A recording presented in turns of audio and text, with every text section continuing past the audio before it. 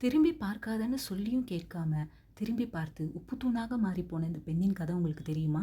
Luther ஆபிரகாமை விட்டு பிரிந்து வரும்போது ஒரு செழுமையான இடத்தை தேர்ந்தெடுக்கிறாரு. சோதோம் பட்டணத்தில் அவர் செல்வ செழிப்போட பெரிய செல்வந்தராக வாழ்ந்து வராரு. ஆனால் அங்கே இருக்கிற மக்கள் கடவுளுக்கு பிடிக்காத அருவருப்பான காரியங்களில் ஈடுபட்டுட்டு வந்தாங்க. அதை அழிக்கணும்னு கடவுள் முடிவெடுத்தார். 2 தெய்வ தூதர்களை அனுப்பி லோத்தை மட்டும் காப்பாற்றி கூப்பிட்டு வர சொல்லுவார். லோத்தும் வந்தவங்களுக்கு ராத்திரி ஒரு விருந்து செய்வான்.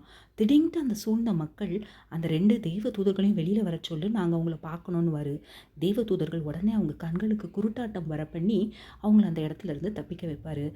காலையிலே தெய்வ தூதர்கள் லோத்தினுடைய குடும்பத்தை கூப்பிட்டுட்டு அந்த ஊரை விட்டு தப்பித்து போக வெளியில் வருவாங்க. திரும்பி மட்டும் பார்க்காதீங்கன்னு சொல்லுவாங்க. ஆனால் லோத்தினுடைய மனைவி தன்னுடைய பொருள் எல்லாம் அழிகிறத பார்த்து அப்படியே திரும்பிடுவா.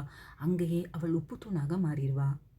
லோத்தும் அவனுடைய 2 மகள்களும் ஒரு மலையின் மீது ஏறி அந்த பெரிய அழிவிலிருந்து தப்பித்து கொள்வாங்க.